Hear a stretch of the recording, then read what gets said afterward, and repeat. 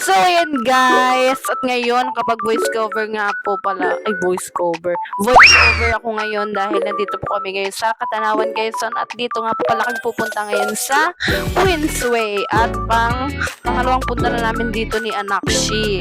At syempre, natapos siya mag-practice day yan. At kaya kami ay pupunta na doon. Bibili kami ng regalo para naman bukas. Dahil kay Queensway, meron pong mga murang pang regalo. Hindi naman siya actually na mura talaga.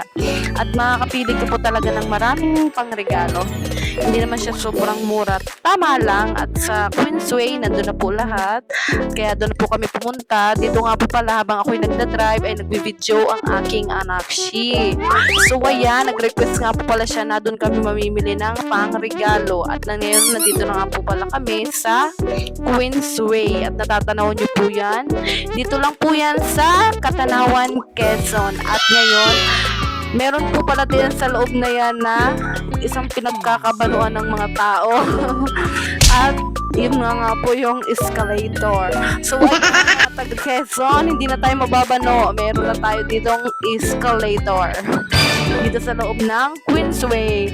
At dahil tuloy-tuloy nga ang pag-video ng aking anak si Jan, andyan nga po pala. At talaga naman tuloy-tuloy din ang tao diyan, dagsaan ng tao sa sobrang daming tao sa loob. Labas-masok po ang mga tao ngayon dahil bagong bukas siya.